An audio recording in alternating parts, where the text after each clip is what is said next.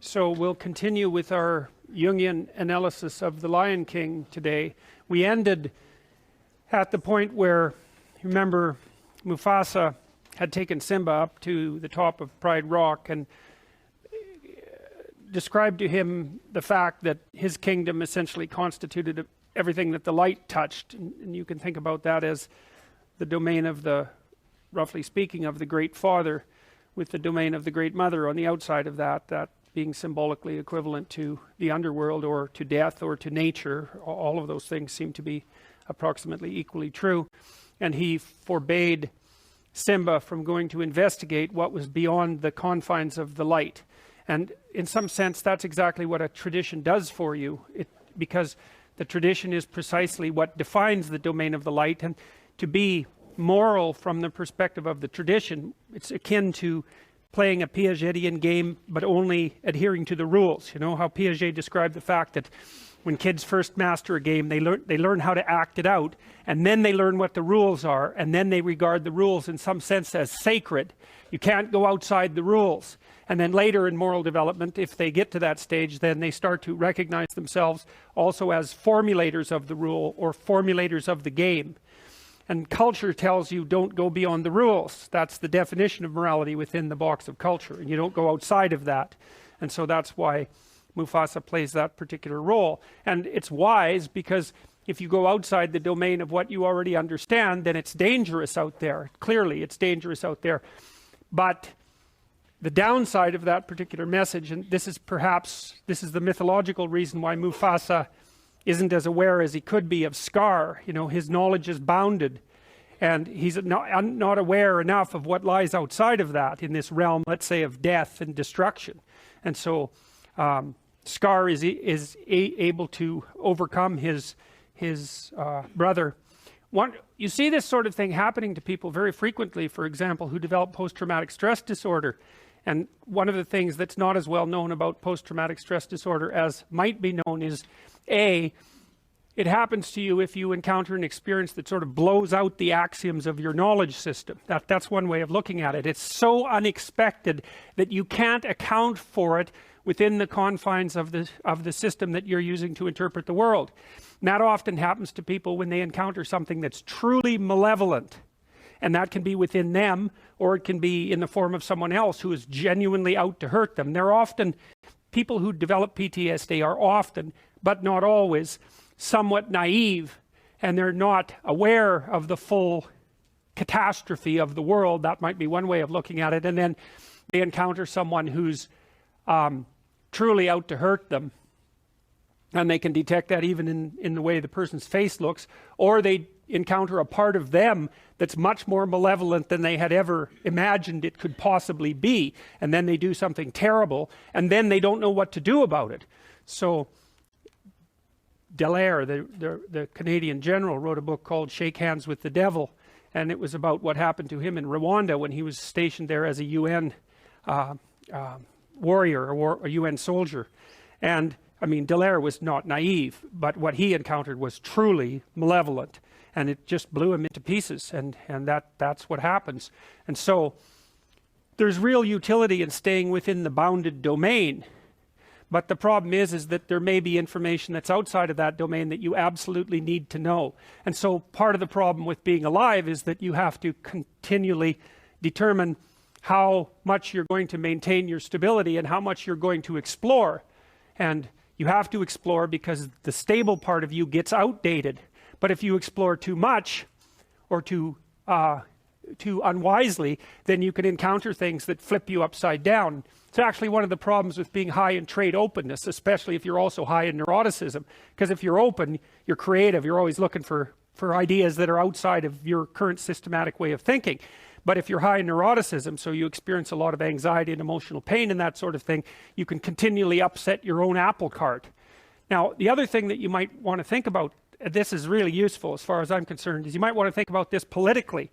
And we've been doing a lot of work. I'm going to have one of my graduate students actually come and talk to you about the work we've been doing on personality and political belief. So what happens with political belief is that if you're high in openness and low in conscientiousness, you tend to be a liberal. the openness being the particularly important part of that. And if you're low in openness and high in conscientiousness, especially orderliness, you tend to be a conservative.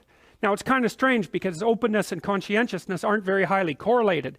So it's not obvious why those two traits would combine to determine political belief. And the relationship is actually quite strong between temperament and political belief if you measure political belief comprehensively.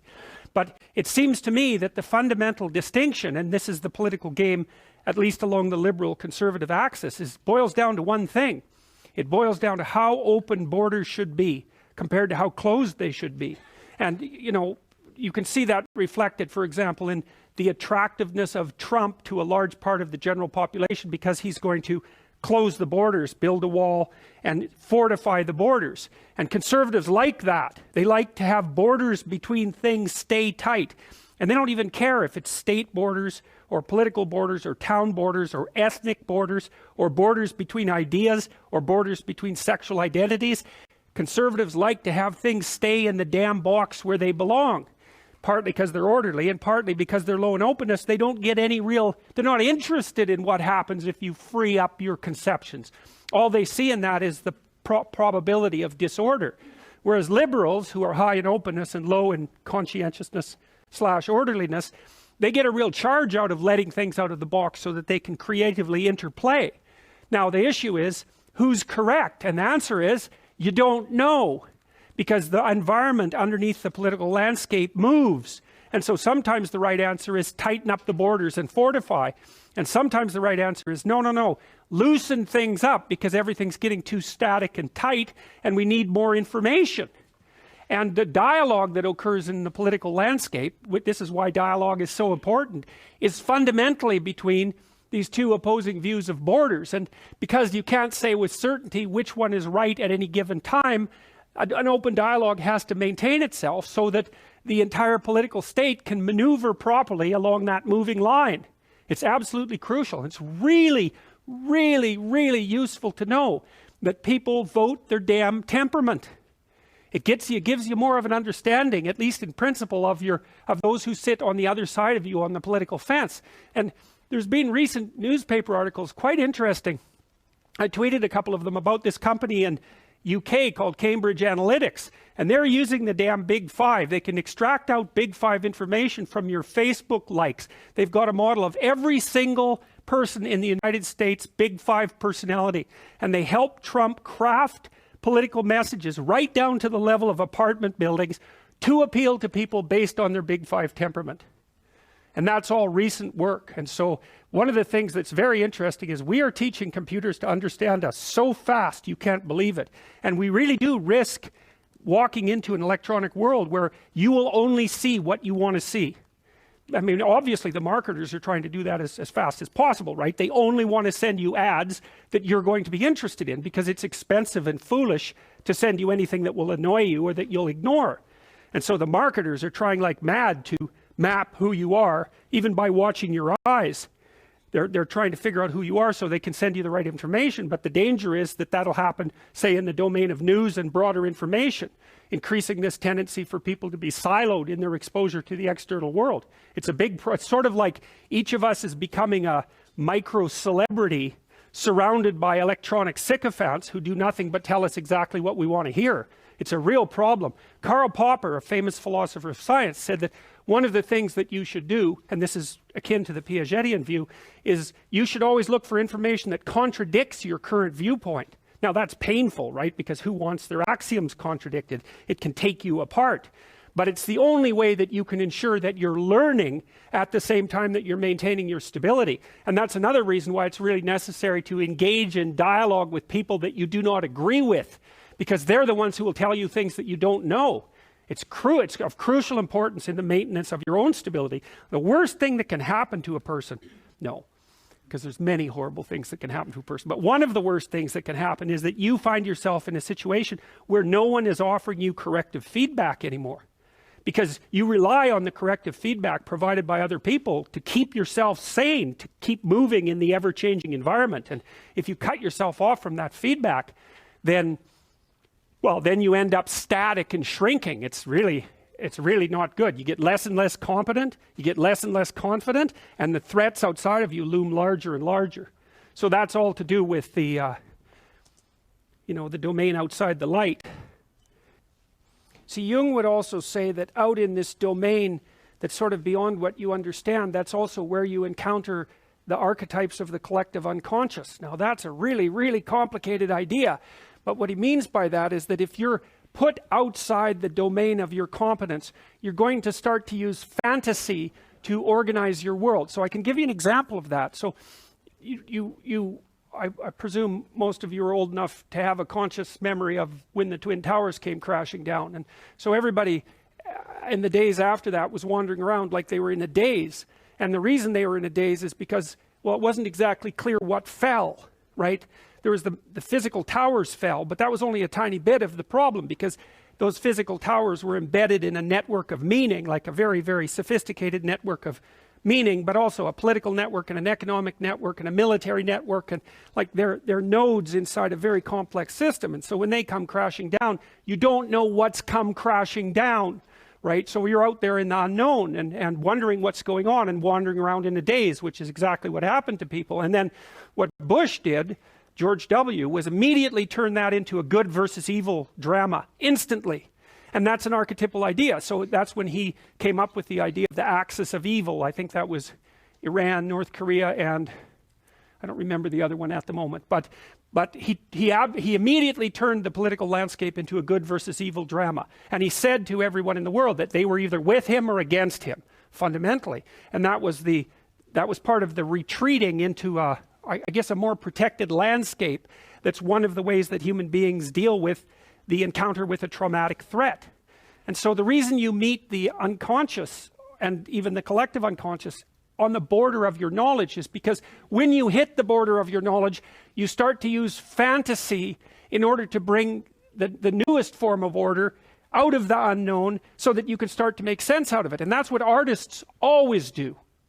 That's what they do. And so from the Jungian perspective, people who are engaged in creative art are the ones who are on the perimeter of knowledge structures. And so what they're doing is taking the absolute unknown, which would be, in Rumsfeld's terms, the unknown unknowns, and turning them into partially known unknowns. That's what an artist does.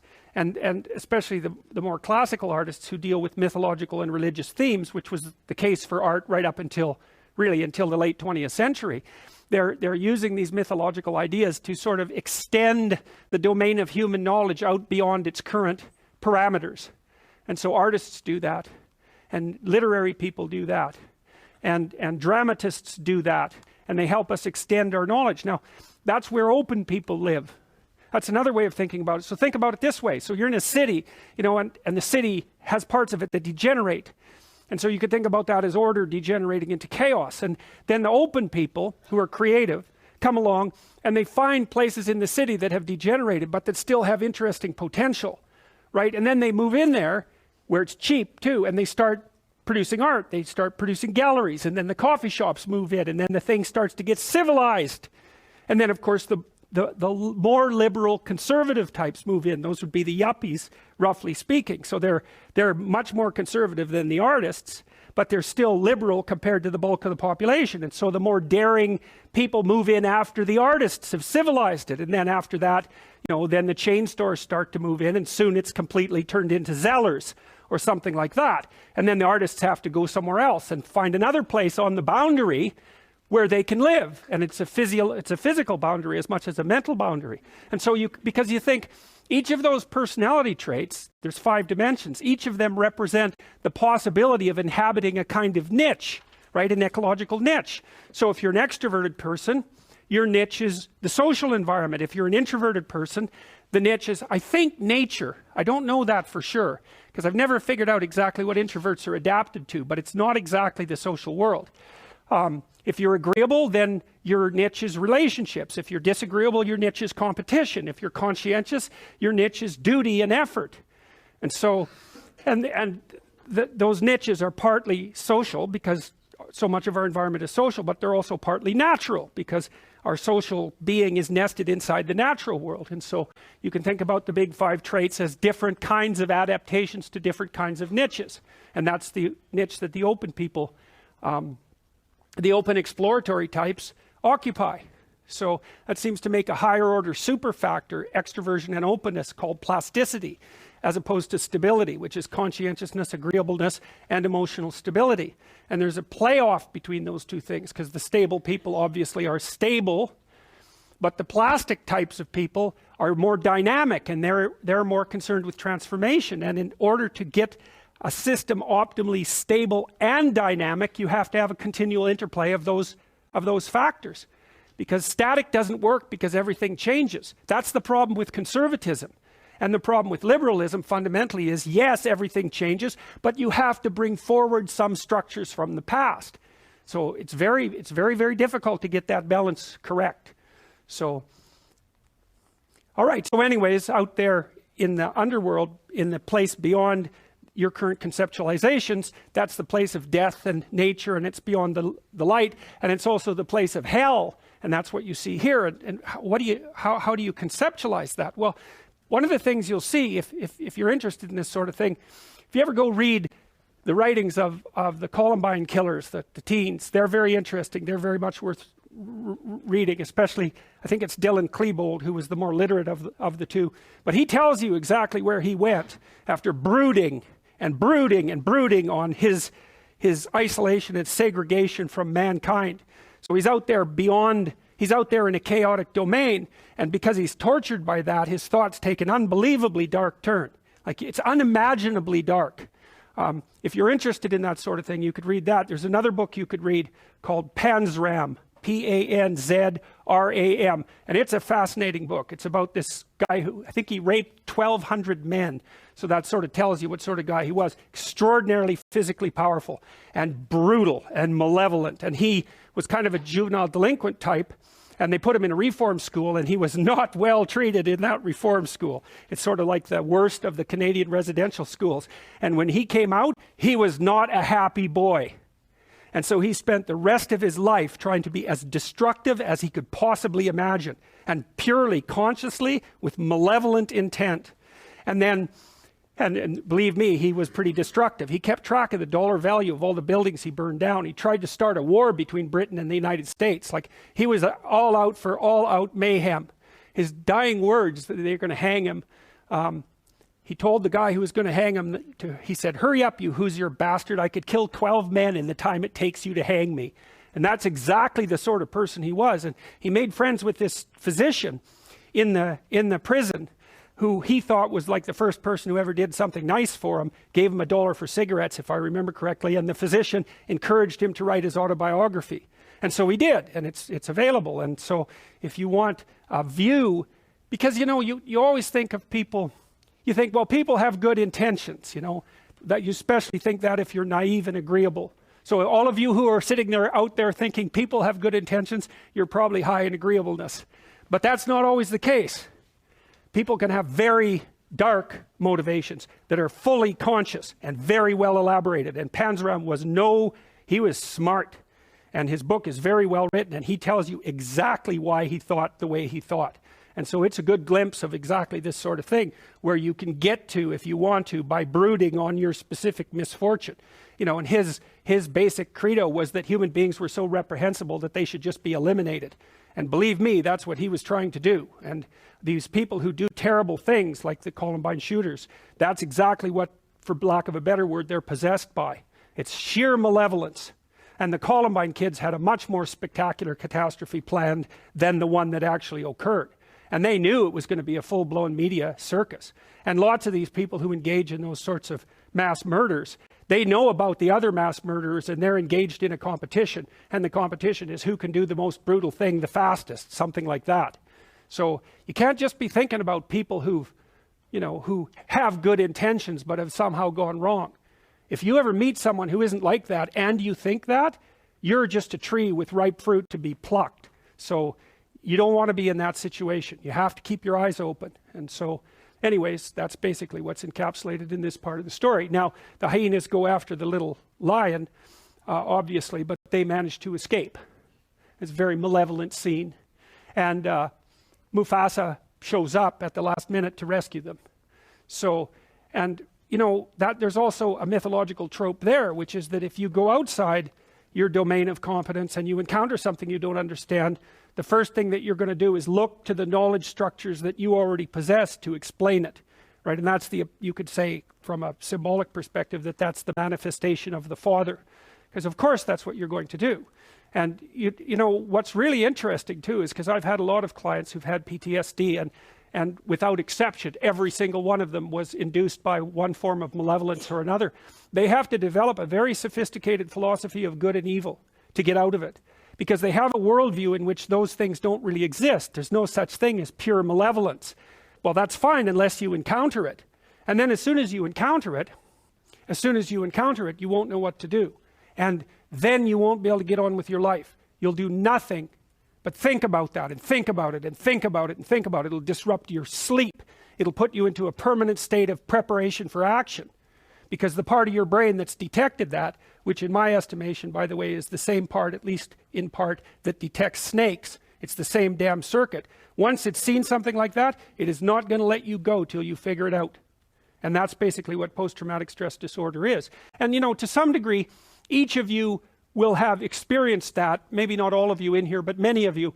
And you can tell that. So if you go back and you think about your past, and you have any memory that's more than about 18 months old, and when you think about it, it produces a fair bit of negative emotion, then that's like a place where there's a mini post-traumatic stress problem. And what's happened? You remember I showed you that hierarchy, moving from tiny motor actions all the way up to high-order abstractions? Well, you can imagine, say, you have good person at the top, and you kind of use that scenario to construe other people. People are basically good. Well, then you run into someone who is not good, and boom, the whole bloody system comes tumbling down because it's violated that highest order axiom. So that's post-traumatic stress disorder.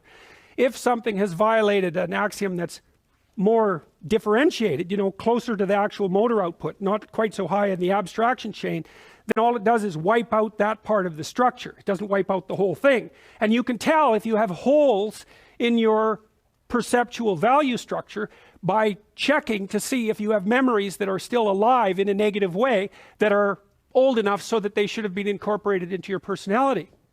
And so one of the things you can do, you're doing one of the exercises that's on my self-authoring site. You guys do the personality analysis, but there's another program there called it's called the past authoring, where you write down an autobiography.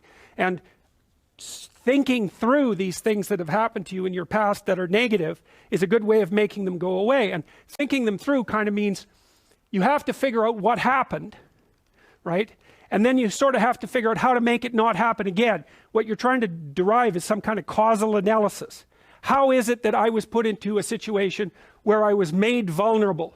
You know, and that could be, well, because you're only 4 and you couldn't protect yourself, and now it's time to update that because you're a fully functioning adult. Or there may be things that you have to think through and change in your own personality, or attitudes that you've been holding on to since you were tiny. I had this client once, and she came in and told me that she had been sexually assaulted by her older brother. And she told me the story, and I kind of got the impression that maybe she was like 8 and he was like 17 or something like that. And she was about 27 when she came and talked to me. And then I found out by further questioning that she was 4 and he was 6. And I thought, she still had this story in her head of her being tormented by this older person, right? That's how she told the story. And what I told her was, well, look, another way of looking at this is that you two were very badly supervised children. Because, I mean, he was 6, for God's sake. You know, he's a little kid. That doesn't mean that what happened to her was any less traumatic, but he wasn't 17, right? The story was different than the one she had in her head. And, you know, by the time she left, after we had that conversation, it was clear that the way that she was construing the experience had radically shifted. And it's very interesting because, you know, you think of the past as fixed. And it is in some sense, but the reason you remember the past isn't to make an objectively accurate record of the past. It's so that you can use the information in the past to prepare you for the future. And your mind won't leave you alone unless that has happened. So if you've encountered something that's negative and you don't know why and you don't know what to do about it if that happens again in the future, then that will stay with you. And I think one of the things it does too is it increases your overall physiological load. There's actually physiologists who've been talking about this I can't remember the damn phrase, but you can imagine that your mind is doing something like this all the time. It's got a record in some sense of your autobiographical experiences. And what it's doing is calculating how frequently you've been successful versus unsuccessful. And the more frequently that you've been successful, the higher you are up on the dominance hierarchy. That's one possibility. So your serotonin levels go up and you're calmer. But also, it's reasonable to assume that the environment is less dangerous, right? Because that's sort of what constitutes danger. You're somewhere and you act and something you don't want to have happen happens, that's danger. And so your brain is always trying to figure out how to calibrate how anxious you should be. And one of the things it does is by sort of keeping track of your past success-failure ratio. And so to the degree that your past has been characterized by, we'll call them failures, those are situations where you do not get what you want, then your brain puts your body on constant alert. Because if everything that you've done has resulted in catastrophe, then you're somewhere insanely dangerous, and you should be like a prey animal that's ready to dart in any direction. And how much you should be a prey animal is dependent on, it's an estimate, partly your trait neuroticism, partly your success as adjudicated by other people, right? Because they'll pop you up the dominance hierarchy if you've been successful, but also partly on your record of failures and successes in the past. And so you can go back and you can find out where you have holes in the structure through which you're viewing the world. That's one way of looking at it. And you can sew those things up. And that's in some sense, that's what you're doing in psychotherapy. Partly it's exposure to things you're afraid of and disgusted by and are likely to avoid. That's a huge chunk of it. But if you go back into your past and you start talking those things through, it's really the same thing. It's more abstracted. So Freud, of course, was always, when he was doing his free association process with his clients, he'd find that if he just let them talk, that their speech would circle until it hit a place like that, where they were confused and doubtful. And then their speech would sort of wander around that, and then they'd have an emotional expression. That was a consequence of that. He thought the emotional expression was what was curative. It was cathartic in his terms. But later, James Pennebaker, upon whom these writing exercises I described, his research is based on that. My exercises are based on his research. He found that if you brought college students into the lab and you had them write for 15 minutes 3 times over 3 days, about the worst thing that had ever happened to them, or the worst thing they ever did, if I remember correctly, they got worse in the short term, but better in the long run. For example, they went and visited the doctor less, and markers of their physical health improved. And so I think the reason for that is because, what is that called? It's called something load. I just about got it right from the physiologist. Doesn't matter. They got healthier, as far as I can tell, because they basically calmed down. Once they had gone through the negative memory and sorted it out properly and told a properly articulated story and figured out how to deal with it, then their physiology calmed down. And so then they weren't as stressed, they weren't producing as much cortisol, and so cortisol suppresses your immune function, and so they were more likely to stay healthy. And so, so that's all very much worth thinking about. That's all in the domain outside of the light. That's one way of thinking about it. Now, of course, Simba and what's the girl's name? Mala, yeah. They're, pretty cowed about what has happened because they sort of stumbled stupidly out into the unknown. They stumbled foolishly out into the unknown. And this actually highlights another Jungian archetype, and that's the archetype of the trickster. And the trickster is like the Joker in the king's court. And the trickster is someone who will be or play the fool.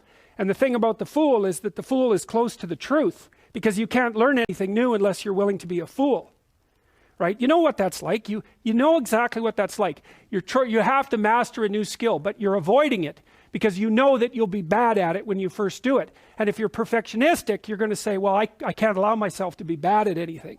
I can't allow myself to be a fool. And no wonder. But the problem is when you try something new, you're always a fool. And so unless you're willing to be a fool, you can't learn anything new. And that's also why Jung regarded the trickster as the precursor to the savior, archetypally speaking, is because you cannot do the right thing unless you're willing to be a fool first. And that's really worth knowing. Lots of times, you guys are going to make a stage transition in your life, and you're going to feel like an imposter when you get a new job or when you get a promotion or something like that, you're going to feel like an imposter. And you are. Because what do you know when you make that first transition, right? But it's going to make you embarrassed and it's going to make you ashamed and all of those things. But you have to understand that you are a fool when you first try something new. But you're a worse fool if you don't try it. Now, that doesn't mean you should, make like you know everything as soon as you're promoted or you have some transition in status. That's foolish, of the wrong sort. But to know that you have to be fallible in order to progress is an unbelievably useful thing. It can free you up. I was talking to a writer the other day about his process for beginning writing. He's written many books. He writes a very, very, very bad first draft. Right, and that's a good way to think about things, is throughout your life you're going to be doing that, is writing the next draft of you, and it's pretty bad to begin with. But that's okay, because it isn't going to get any better unless you put yourself out into the domain of the unknown to begin with. And it might go badly. I mean, that's what happens here. Anyways, Mufasa has a chat with Simba and, tells him that he did what he wasn't supposed to do. Although, even in that situation, Mufasa's discipline is paradoxical, because there's part of him, because he's reasonably wise, that knows that breaking the rules like that is actually necessary. Even though you still have to say, play by the damn rules. You have to leave that door open so that the rules can be broken an appropriate amount. So he forgives him, and peace is made between them, and then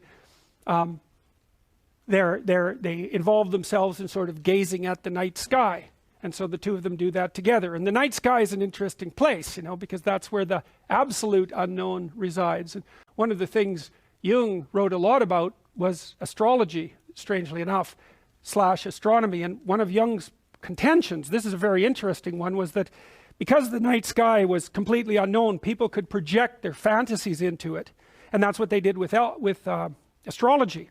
So astrology is this cumulative fantasy that's going on in the roughly speaking, in the deep unconscious, projected onto the sky. And so if you analyze old astrological writings, what you're really doing is analyzing old fantasies, and because of that you could develop some insight into the structure of the mind. And so he did the same thing with alchemy in his later writings, which are very, very difficult to understand, but extremely worthwhile.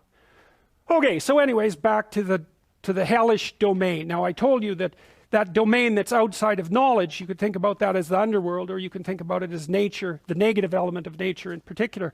And so I mentioned that one element of that is hellish, and that's exactly what the movie explains next. It does exactly that. We go back out to this domain that Scar, the adversary, or the negative king, that's another way of looking at him.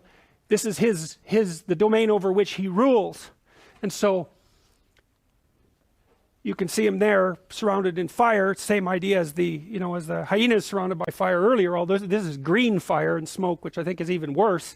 And this is where the movie starts to draw on essentially Nazi symbolism, at least the symbolism of totalitarian states. And you think about a totalitarian state, you think about the Nazis and their goose stepping, and what's happening is that every single person in the military becomes an identical unit, right?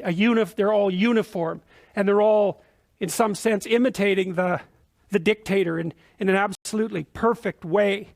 And so the dictator wants to impose strict uniformity on the entire population. That's order.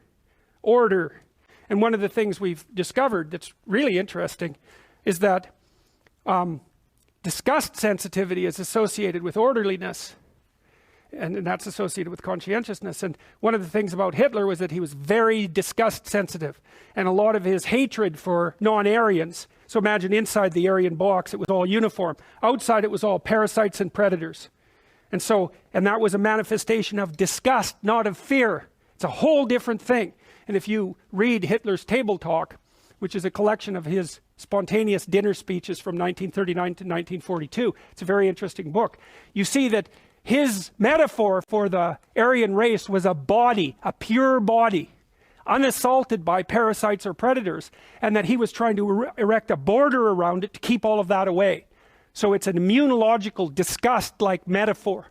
And there's some recent work that was published in PLOS One about 3 years ago showing that brilliant study, should have got much more attention, showing that if you went around and sampled political attitudes in different countries, or even within the same country, what you found was that the higher the prevalence of infectious diseases, the higher the probability of totalitarian political attitudes at the local level.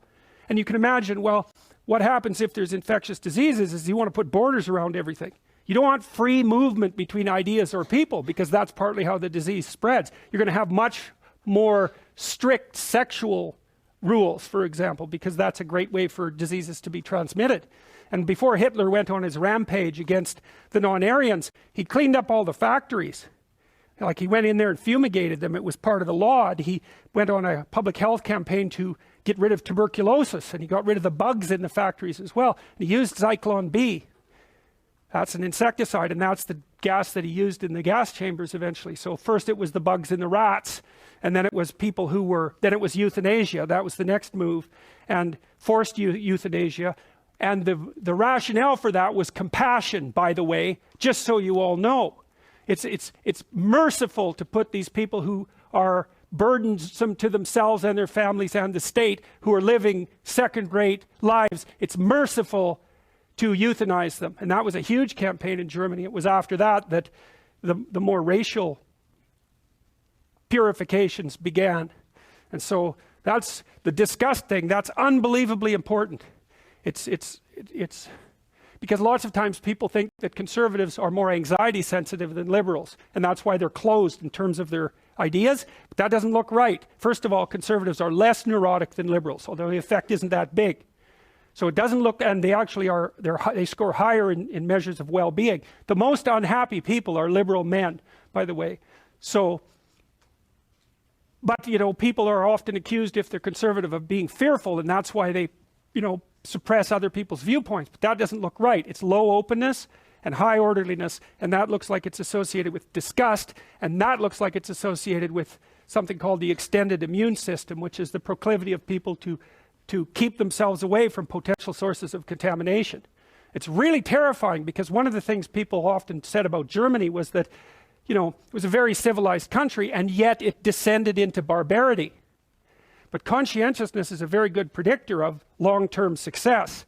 And so you could say, well, conscientious societies are more civilized, but they're also more orderly, and that makes them more disgust sensitive. And so what it might have easily been in Germany was that it was an excess of civilization rather than its lack that produced exactly these consequences. And that's a far more frightening proposition, and one that's, I believe, much more likely to be true. Hitler bathed 4 times a day. And he was also an admirer of willpower, so he could stand like this for 8 hours in the back of a car. And the thing about conscientious people is they're very willpower oriented. And so if you're unfortunate enough to be sick chronically in the house of someone who's conscientious, especially if it's a mental illness, you're more likely to relapse, because the conscientious person is going to be judgmental, and they're going to say to you, if you're schizophrenic, they're going to say, well, if you just organize yourself and get up in the morning and try a little harder, you could overcome this. Which is, of course, true, except you can't, because you're schizophrenic. And so the pressure put on you by the anger and the contempt is going to increase the probability that you'll relapse. So orderly people are very judgmental. And, you know, orderliness is very highly associated with things like anorexia. And the anorexic is basically someone who's so disgust sensitive that they become unable to tolerate their own body. And they see it as a source of corruption and imperfection, which, of course, is exactly right. It is. And it's a very difficult thing to maintain order around. So anyways, so what happens out here in this terrible domain where Scar rules is that things turn into a totalitarian state. You know, and he's presented here as a Nazi-like leader. And see, there's another thing that's really interesting that's even deeper than this from a mythological perspective. I don't know if I can even go into it. Well, not really. I guess what I'll have to do is satisfy myself with this observation. There's always been some antagonism, for example, between the Catholic Church and rationalism. And everyone knows that. It's a very long-standing antagonism that sort of runs its way through at least the last 1,000 years or so of Western civilization. And the people who regarded Catholics as antithetical to science take the Catholics to task for that, and describing it as prejudicial and superstitious, and fair enough. But there's something else going on there that's more important, and that's the observation, and this is at a deep level again, the observation that rationality has one big problem. So it can easily become arrogant and believe in its own theories. So if you're smart, and there's going to be some of you people who are like that too, some of you, the primary trait that distinguished you from other people over the course of your whole life was that you were more intelligent than most, and you may have staked your identity on that and overvalue intelligence and rationality. And the problem with that is that you make a theory of the world and then you tend to assume that it's 100% correct. That's the tendency to fall in love with your own theories, and that's what a totalitarian does. The totalitarian says, here's the damn theory, and it's exactly right, and you're going to act it out exactly. And if you don't, well, we've got some special treats in mind for you. And one of the most terrible things that I encountered while reading about totalitarianism, and this was even more true of the Soviet Union under Stalin, was that the true believers, and there were many of them, were in a terrible position because according to their own doctrine, they're already involved in the process that was going to bring utopia to mankind. The problems had already been solved, but many of them were still suffering terribly as individuals. But if you're a totalitarian believer in utopia, your own suffering becomes heretical, right? Because your suffering is an indication that the damn theory isn't correct. And so then you're in a terrible position because you either admit that the theory isn't correct and fall apart because of that and maybe face terrible punishment as well, or you have to separate yourself from your own suffering and lie about it fundamentally. And of course, that's exactly what happened in places like the Soviet Union, where everyone lied about everything all of the time, to themselves, to their family members, to their friends. The entire system was completely permeated by lies. And so you get this terrible place that scars the ruler over, which is totalitarian and brutal and murderous and resentful and deceitful and arrogant all at the same time. And that's brought about. So the Columbine guys, for example, when they're justifying their murderousness and their plans to shoot up the schools, they keep making reference to the fact that people had slighted them, for example, and insulted them, and they were alienated. They weren't bullied exactly the way the press made it out. I don't know if they were bullied any more than people usually are in high school, but they took their alienation personally and regarded that, their isolation from common humanity, as indication of the pathology of everything. And then they went out to destroy. And that's exactly what this sort of thing represents. That's the uniformity. And you see, he's got this kind of vicious grin on his face, which is malicious and pleased all at the same time. There's no fear in that. It's quite the opposite. And there's another image of, using what's essentially imagery of hell, which everyone understands, strangely enough. And that associates him with the crescent moon. And the crescent moon is, well, it's a symbol of darkness and the underworld fundamentally. So, all right, so anyway, we see the underworld, we see that which lies beyond the light, and in there we see a fragment of that that's basically hellish. And all of that's incorporated into the story. And everyone understands that when they see it. Even without, I would say, the overt references to Nazism. Okay, so now Scar has a plan. He's going to kill the king, and he's going to do that by putting what the king loves in danger.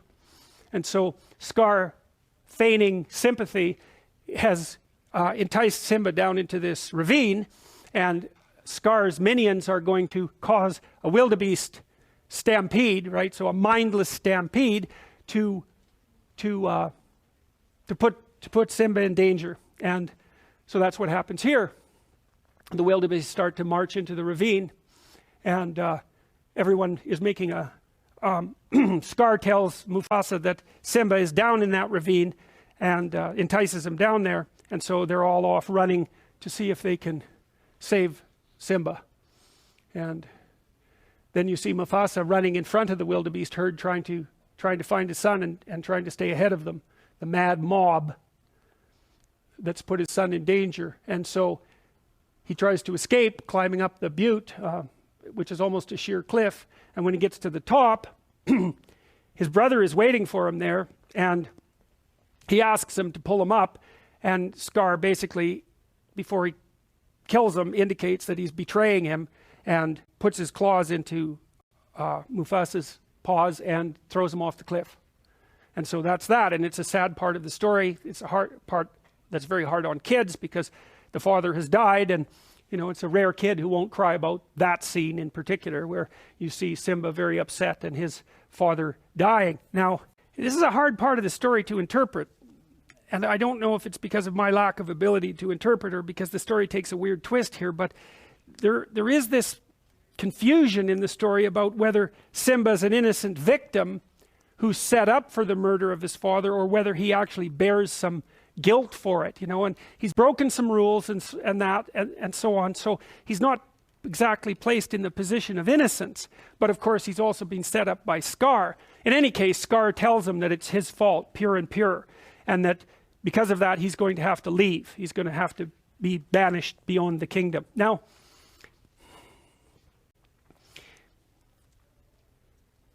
you see this motif quite frequently in hero stories, where the hero has to be raised outside of the kingdom.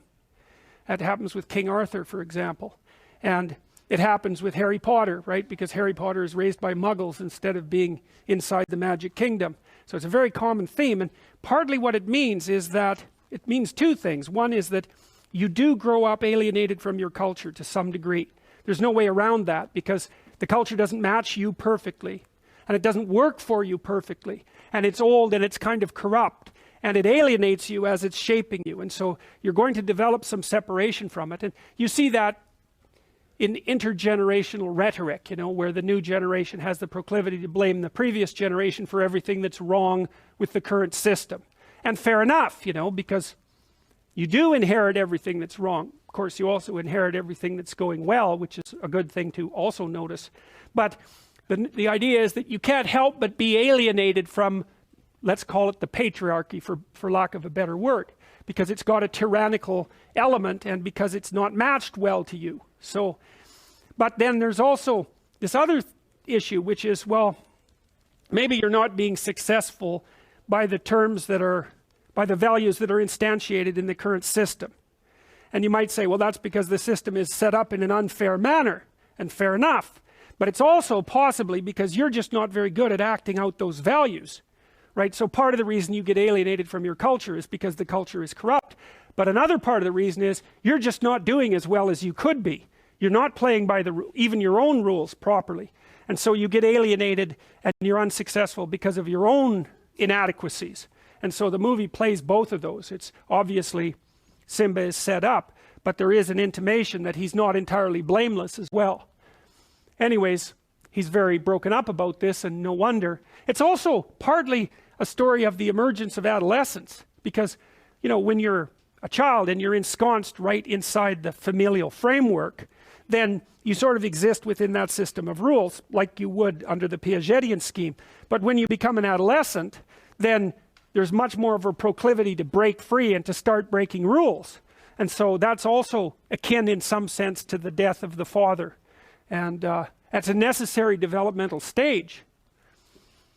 Anyway, Scar comes down into the ravine. It's all foggy now because that goes along with the sort of murkiness of death, and tells Simba that it's his fault and that he's going to have to leave. He's going to have to leave the kingdom of his father, which makes sense now. His father's dead, so how are you going to, once your father has died, how are you going to stay around in his kingdom, so to speak? So, and then Scar tries to get these hyenas to go track Simba down and kill him. So, and Zazu goes back to tell all the rest of the lions that Mufasa is dead and that Simba has disappeared. And then Scar takes over Pride Rock. And so what's happened now is the malevolent element of the king has obtained control over the state, right? And so this is the king, the wise king wasn't paying enough attention. That's one way of looking at it. And so the malevolent part of the state has now got control. This is a very, very old idea. I've traced it back at least several thousand years in its representation in stories. You can see it in Egyptian mythology, for example. So the idea is that as the social structure builds in complexity, it offers you the protection of a functioning complex system, but it also becomes increasingly likely to turn into a tyranny. And because it's more and more powerful, the fact of its potential for tyranny becomes more and more of a danger. And so then the question is, well, what are the factors that encourages it turning into a tyranny? And one factor would be the wise part of it is not paying enough attention to the malevolent part of it. And you could say that's true at the state level, and it's also true at the individual level, right? You have to watch your own proclivity to upset yourself and other people, and take that into account, and pay careful attention to it, because otherwise it can gain control, especially because you're going to avoid looking at it. And one of the characteristics of the wise king who gets overthrown by the tyrant is that he has an evil brother and he won't pay enough attention to him. He avoids, he doesn't look. And so the evil king gets the upper hand, and that's what's happened here. And so notice now he takes possession of Pride Rock, not in full daylight, right? But at night. So that ties his rule into the rule of unconscious processes and malevolence. All right, so Simba runs away from the kingdom out into the desert. Now, why is that? Well, you remember, and maybe you don't know it, the story of Exodus, when Moses takes the Hebrews out of Egypt. They end up in a desert. Well, why? Well, it's because when you leave a kingdom, no matter how tyrannical, you still fall into disorder. You're out in a place that's desert. There's no civilization there. You know, that's what happened to Iraq after the Americans went in. You know, the Americans, the neocons, were all convinced that the Iraqis would welcome them with open arms, and there would be this smooth transition to democracy. Same idea in Libya. It's like, no, that's not what happens. What happens is the state devolves into a desert chaos. And maybe then you can make order, but probably not. And so Simba has left the kingdom, and the first thing that happens is he damn near dies in the desert. And so, you know, if you have an old belief system and it's not working very well and you abandon it, well, good for you, because you're out of the old belief system, but now you're nowhere. One of the things that happens to alcoholics, for example, and other drug addicts as well. So imagine that you're trying to stop drinking. All right, fine. Maybe you have to undergo some medical treatment, so when you first stop, you don't die of seizures, because that often happens to people who are addicted to alcohol. So, and they get Valium or something like that from a doctor to see them through the first bits of, what do you call it? Of sobering up. And so they get through it, and then maybe 2 weeks later, they're not physiologically dependent on alcohol anymore. The same thing is true of cocaine. But if you take them back and you put them in their environment, say they go back out of the treatment center, back into the normal world, they start drinking or using right away again. And the reason for that is that, well, let's say you've been an alcoholic for 20 years. Okay. First of all, that's all you do for entertainment. You drink. And all your friends are alcoholics, right? And so,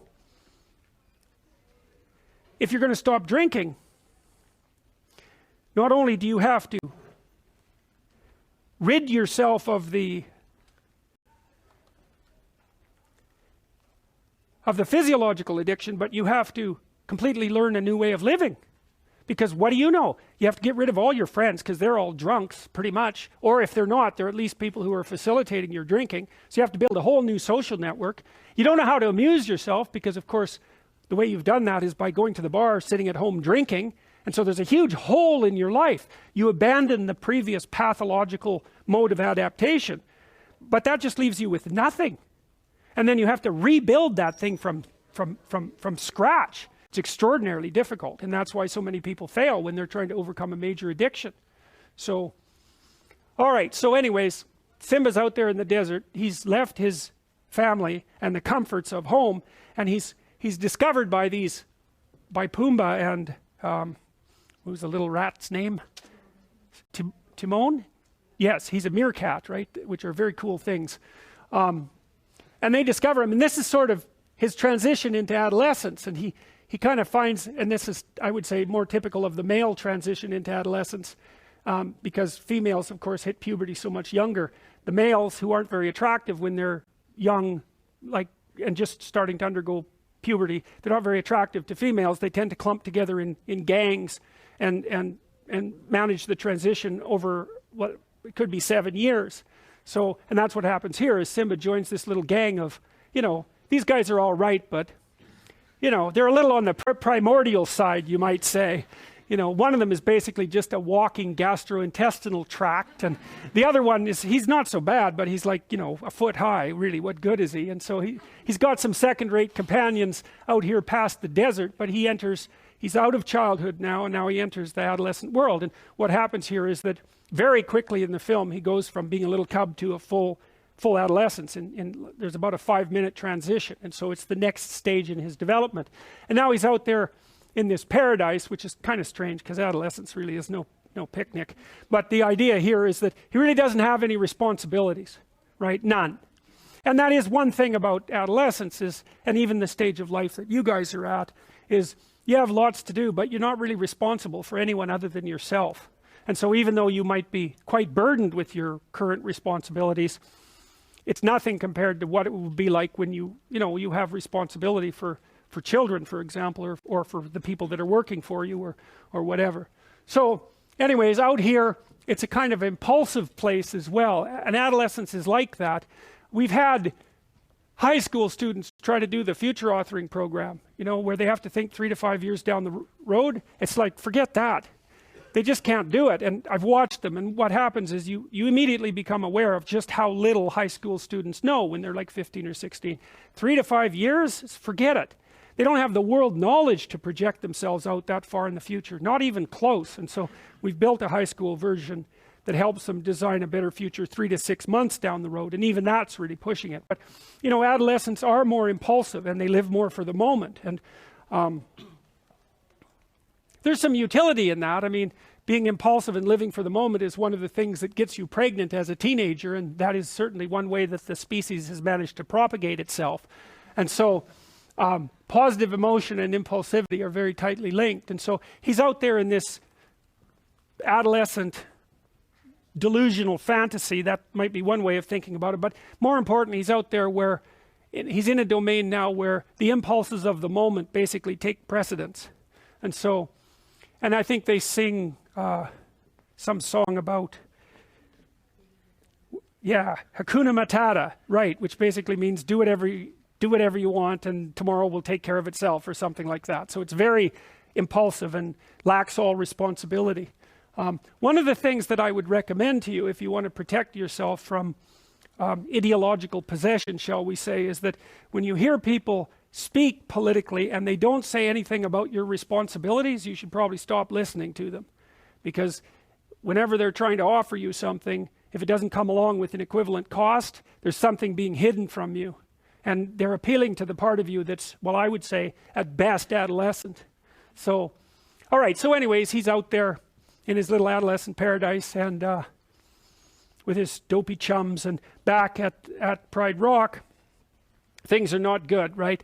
Scar, who's arrogant and refuses to learn, and who will not establish a reasonable relationship with the females, all he does is tyrannize over them. He ends up ruling over a completely barren landscape. And that's really what happens in totalitarian states. And we also know, quite interestingly, is that one of the best predictors of economic development in a state is the degree to which they extend rights to women. It's one of the best predictors. And I would say, well, if you're going to tyrannize your own women, you're going to tyrannize everything. You're going to tyrannize ideas. You're going to tyrannize structures. Like, if you have to enslave your own women, you've adapted a pretty damn pathological view of the world, and the probability that that narrow, constrained, restricted viewpoint is going to pay off for you economically is extraordinarily low. So anyways, Scar, it's like what happened in the Soviet Union. You know, part of the reason it collapsed by 1989 is that it just could not move any farther. It was like this really complicated motor that was worn completely out, that no one had ever taken care of, and it just ground to a halt.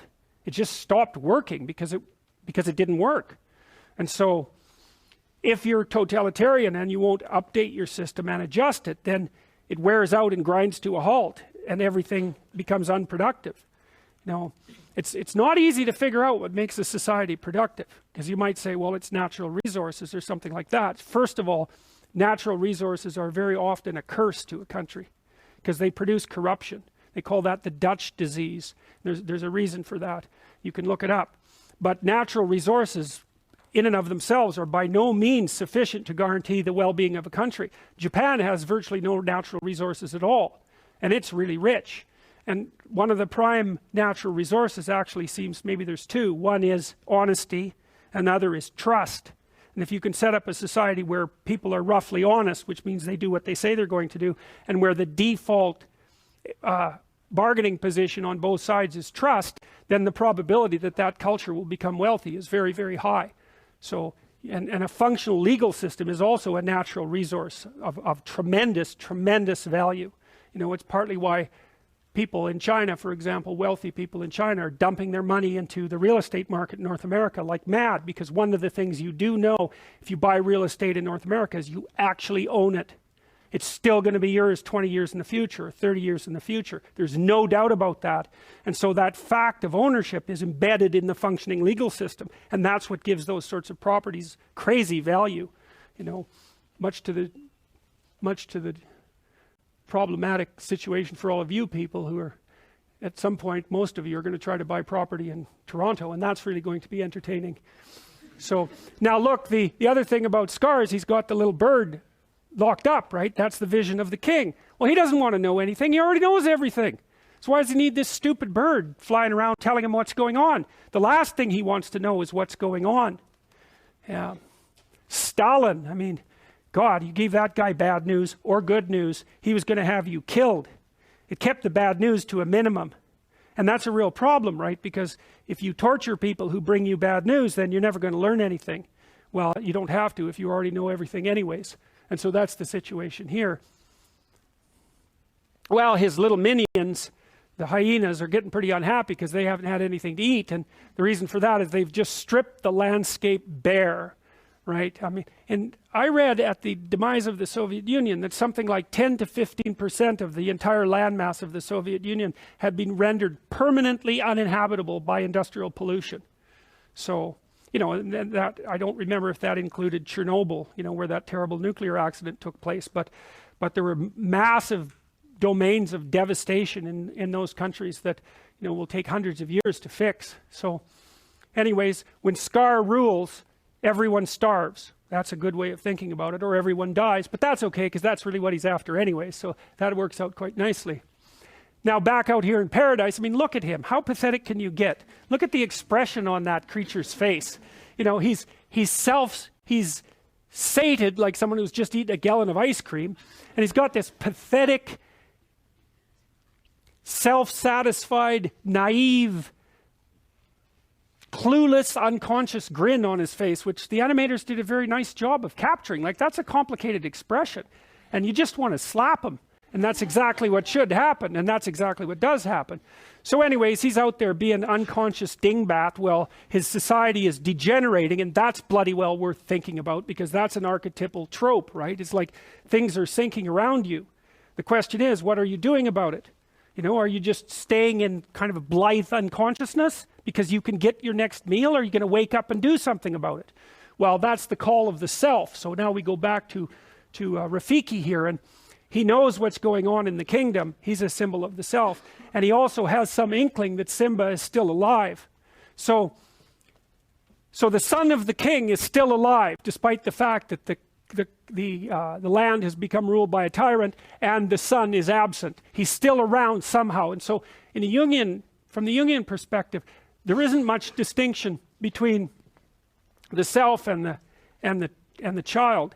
The self is the sum total of all possibility, and the child is possibility itself. And so let's say you've become an adolescent, you're all cynical, right? And everything's falling apart around you, which is the typical state of human beings, right? Because adolescents are cynical, generally speaking, and everything's falling apart around them, generally speaking.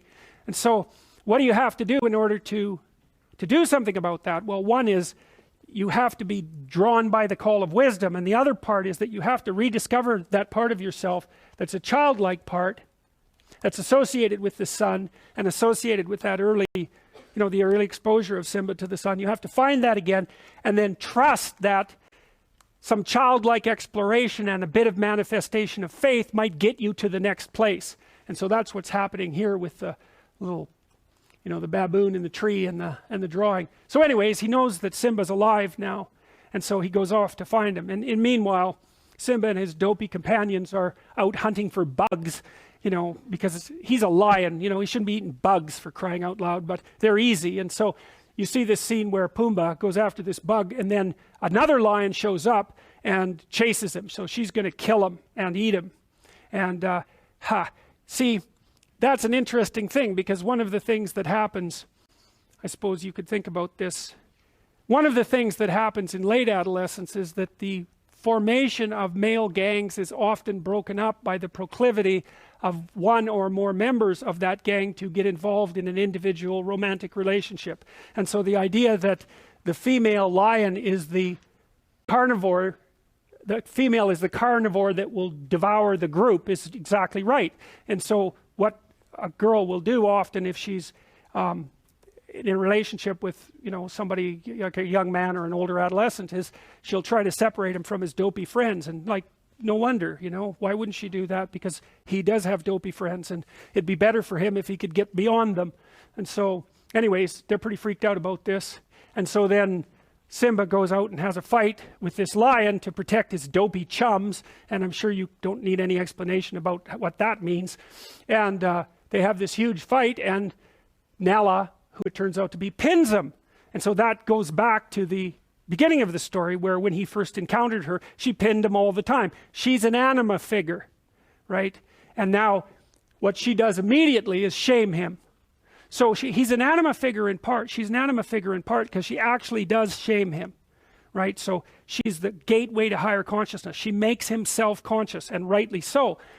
But she's also a psychological figure, because imagine that when a young man is establishing a relationship with a young woman, and he's enamored of her, he's falling in love, he projects an ideal onto her, and that ideal is going to be partially fulfilled by the relationship. The degree to which is unspecified, and sometimes it'll collapse completely. But he projects an ideal onto her, because otherwise he wouldn't be attracted to her, and then the ideal judges him. And so that makes him feel all self-conscious and useless, which is useful, because he is useless and should feel that way. And so it's part of the impetus to growing up. So, and of course, you need necessity in order to mature you, because to mature is to take on responsibility.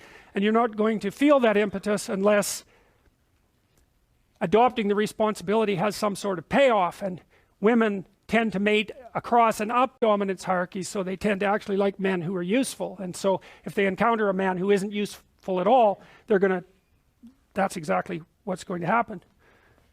They're going to not be happy about that in the least.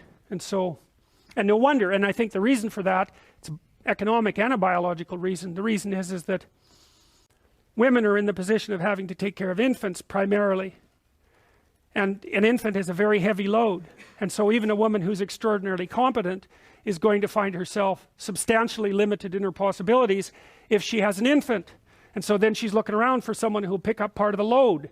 It's perfectly reasonable. And you're not going to pick up part of the load if you're completely useless. And so it's in the woman's best interest not to have 2 children, roughly speaking. So anyway, she pins him.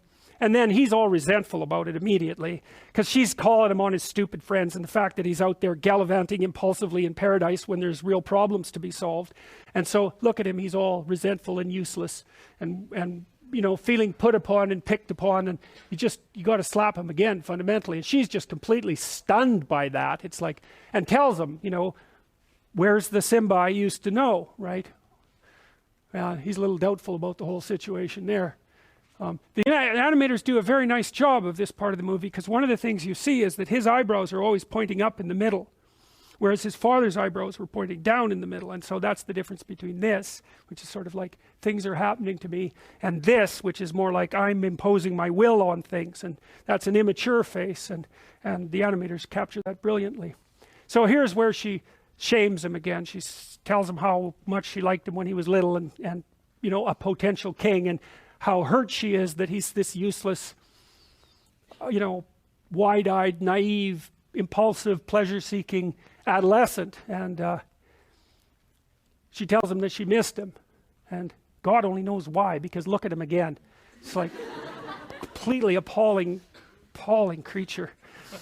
And this is when Pumbaa and Timon sing that song about the fact that, their friend's doomed because, this girl's got him. And then they switch into another archetypal scene, and so they're falling in love here. And so the paradisal imagery is really highlighted in the movie. And so they go off and have this like romp, self-reflective romp through this new paradise. And they wrestle around and play. And then he pins her more or less, and she licks him.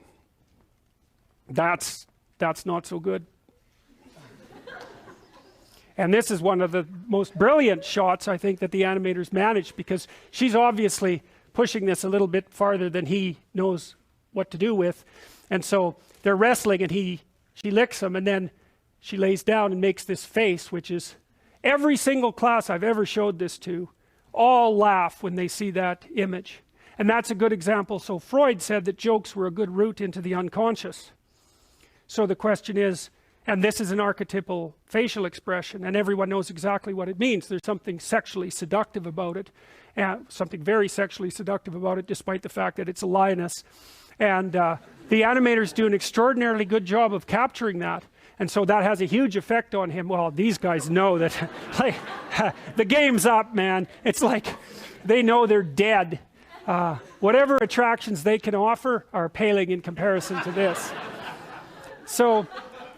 So anyways, things don't really progress past that, but he gets a hint of her longing for him, what's waiting for him if he grows up, and the fact that she's completely disappointed in him because he's so completely useless. And so now he's lounging about, like some basement dweller with Cheeto dust all over his chest, and trying to justify his absolutely useless life, and saying that he doesn't have any responsibility to the devastated kingdom, and he's out there where Hakuna Matata, I can just do whatever I want and follow my impulsive pleasures. And she thinks he's pretty pathetic, and the reason for that is because he is actually pretty pathetic. And she tells him that she's extraordinarily disappointed, and he gets all pouty about it. I mean, even here you see when he's got kind of an aggressive look on his face, there's still nothing about it that's commanding. It's petulant, right? It's like, well, now I'm irritated, but he's got no force, and still completely appalling in this particular situation. So she judges him very harshly and leaves, and that makes him think. He gets all self-conscious because this female that he admires wants to have nothing to do with him. And so he's, first of all, then he thinks, well, maybe I'll just hate all women, which is, pretty pathetic conclusion, but a very common one. And the next is, well, maybe there's actually something wrong with him, right? Which is a very painful bit of self-reflection. So he notes that there's something wrong with him, and then he calls out to his father and says, look, you said you were always going to be here for me, and you're not. And so what's happening is that he's become aware of the insufficiency of his current adolescent value structure, and he wants something beyond it, which would be associated with identification with the father. But he can't find the father. The father's dead. It's like when Pinocchio goes down to the bottom of the ocean to bring Geppetto up from the depths, right? That's the situation that Simba finds himself in right now. The father's gone and has to be brought up from the depths. So this is where the movie takes the archetypal pathway of an initiation ceremony. So he says he wants to change. Now, one of the things Carl Rogers, one of the clinicians that we'll talk about, pointed out was that if someone was going to come to psychotherapy, there's some things that had to happen before they went into psychotherapy. And one thing that had to happen was that they had to admit that there was something wrong, and they had to want to change. You had to have that before you went into the psychotherapeutic situation.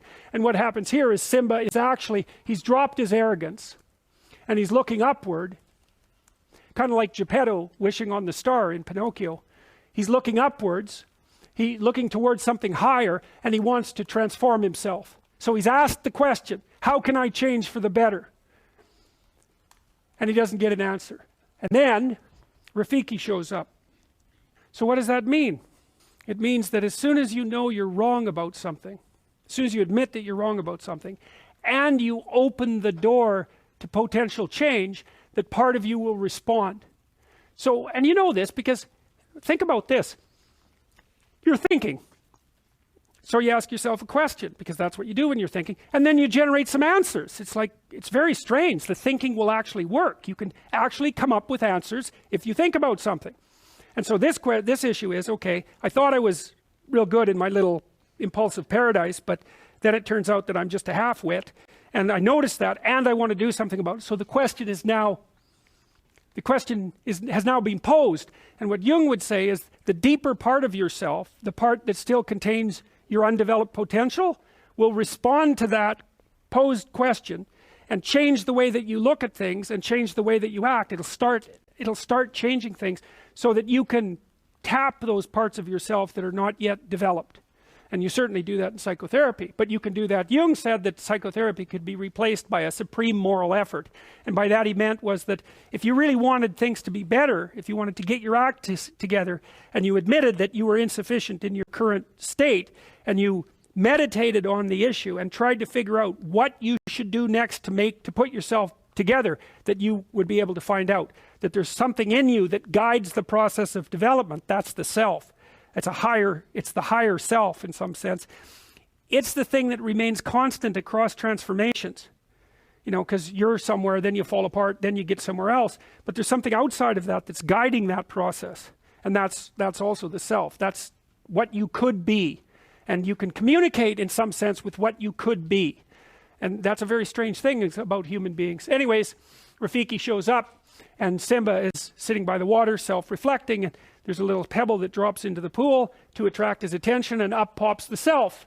And Rafiki's a trickster. He tells him weird jokes, and he hits him with a stick a bunch of times, thank God, because someone really needs to.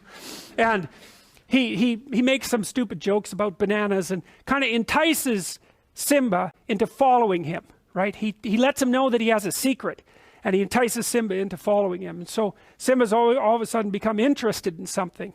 So if you ask yourself what the next developmental stage is, and you really want to know, then all of a sudden you're going to become interested in things that might move you to the next stage. And that'll happen more or less unconsciously. So anyways, Rafiki entices him and then runs away. And Simba follows him.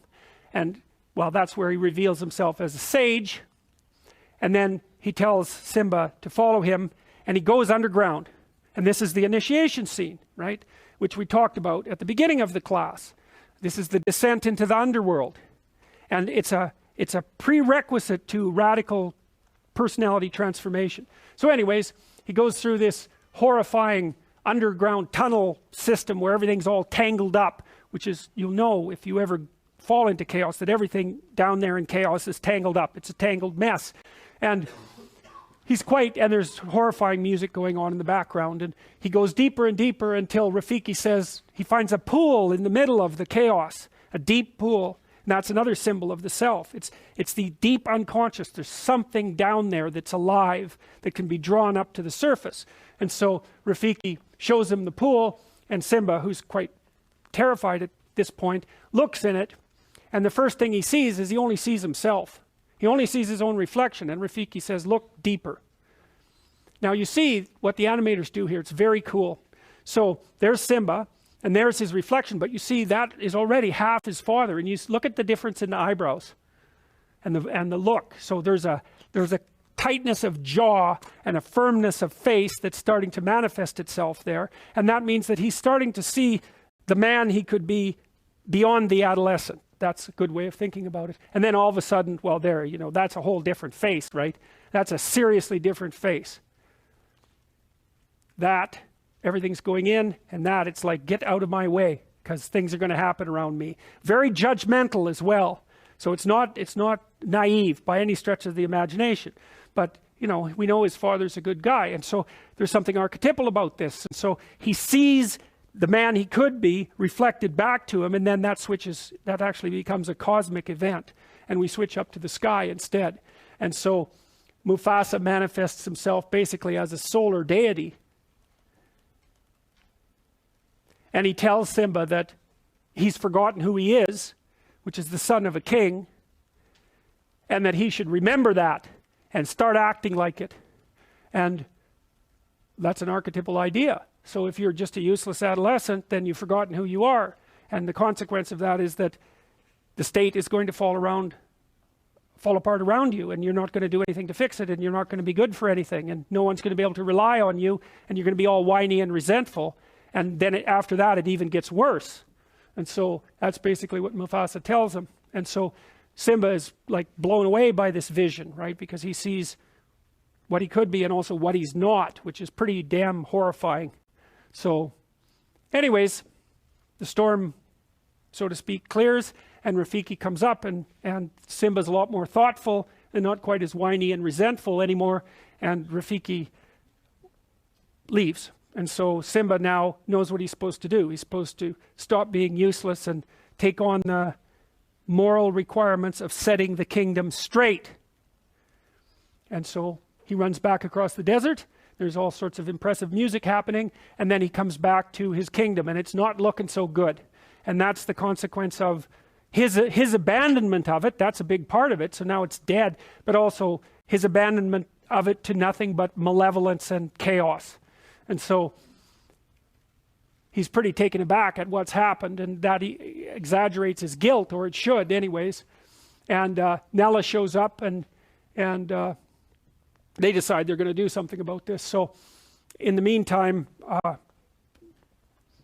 Simba's mother is complaining about the fact that there's no food in the kingdom anymore, and that they've gone as far as they can. And Scar doesn't want to hear this, so he attacks her.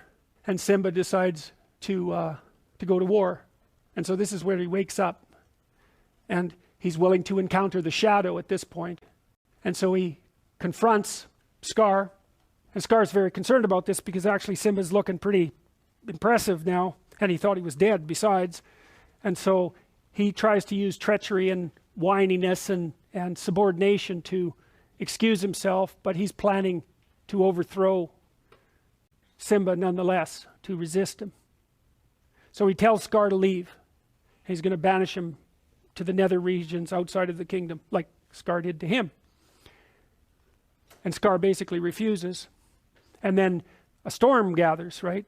And lights the deadwood around the rock on fire. So we have another kind of descent into hell scene here. Very common in Disney movies, this notion of the hero fighting the evil force on the edge of something that's burning. It's quite a common motif. You see it in Sleeping Beauty, for example. So they have a big war, and Scar ends up putting Simba in the same position that Mufasa was in, and then he whispers to him that he killed his father.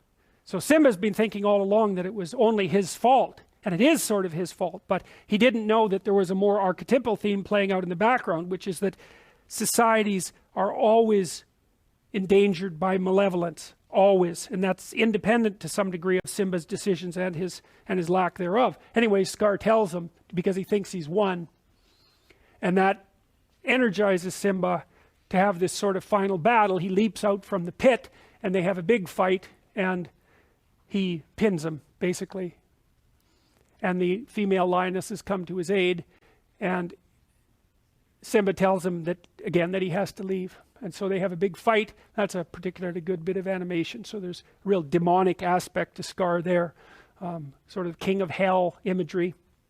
But he loses. And then he blames his minions. He blames the hyenas for everything terrible that's happening, forgetting that they can hear him. And then he falls off the cliff, and the hyenas go in and finish him off. So it's a pretty brutal ending for poor old Scar, eaten by his own minions.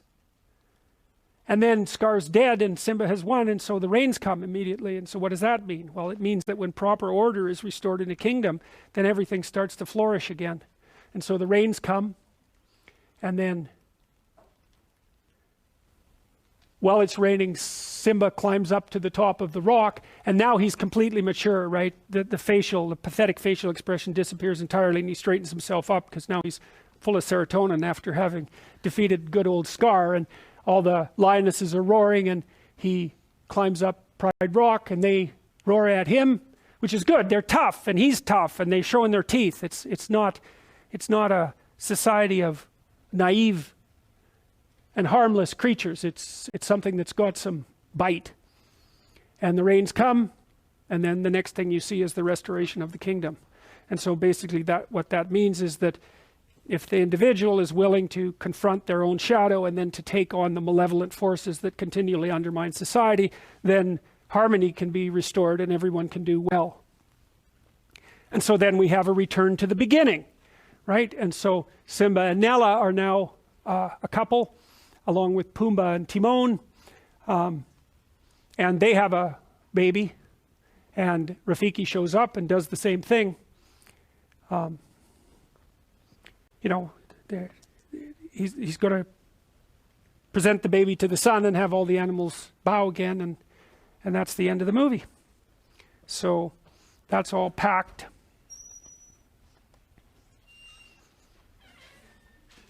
That's all packed into an archetypal tale. And so one of the things that Jung would point out is that you all understood this, right, while you were watching it. Because otherwise, at some level, all of these things made sense. They all cohered. And the narrative appeared to be an appropriate narrative, even when you're a little kid. Because it strikes a chord inside you. And, well, that chord, the thing that it strikes inside you, that's the archetype. Because if there wasn't something inside of you, so to speak, that this could communicate with, then it would fall on deaf ears. And it speaks to the part of you that's most particularly human. And it's a story of the development of the sovereign individual. That's the right way to think about it. It's a hero archetype. That's another way of thinking about it. And people are going to get that story one way or another. And now and then a piece of public art comes along like this that does a good job of encapsulating it. It captures everyone's imagination. And so that's why you've all seen it, and why I presume you all enjoyed it when you were kids and maybe still enjoy it now. So, well, that was actually faster than I thought it would be today. So this is what I'm going to do. Well, we've got 20 minutes. So why don't you think for a minute or two, and I'll take some questions, which I don't often do. And they can be any questions about anything we've covered in class. So take a minute and... Yes? This is a question about archetypes. It's like, I have this feeling, sometimes you watch a movie and you feel like you know the character, but it's not exactly that character. Like, what comes to mind is, Gandalf from Lord of the Rings. Like, it feels like you know that sort of wise old man, Archetype. Yeah. Yeah, well, there's not much difference between Gandalf and who's the wizard in Harry Potter? Dumbledore. They could be the same guy. It's right. And so, well, that is precisely the indication of the existence of an archetype. It's like, and a movie, one time a student asked me, well, if there are these archetypes, why don't we just tell the archetype over and over? Why do we need fiction, for example, which is like a bridge? If there's individuals here and the archetype is up here, at a high level of abstraction, fiction sort of fills the gap between them. And so what you want is a story that's archetypal so that you understand its basic structure, but you want enough variation and specificity so that it's new and interesting and also applicable to you. So you have to humanize the archetype to some degree, otherwise it's so abstract you can't relate to it. And good stories really do that. They bridge the gap, and some of them are more personal and less archetypal, but if they're completely non-archetypal, there's nothing about them that captures you. It doesn't have any force. And then if it's too archetypal, well, it gets to be too abstract and you can't relate to it. So good fiction writers and good purveyors of dramatic entertainment, we think about it as entertainment, are really good at occupying that middle position. So, yeah. And they reveal the archetype through the individual. That's one way of thinking about it. And that keeps it fresh. And, one of the things that Jung pointed out too was that you're going to be manifesting archetypal patterns of behavior in your life, whether you know it or not. Even when you do something like fall in love, because that's going to be a very particular experience for you, but it's also a very common experience at the same time, right? And romance is older than people. That's one way of looking at it. I mean, because sex is older than human beings, and so you're in the grip of something that's really ancient.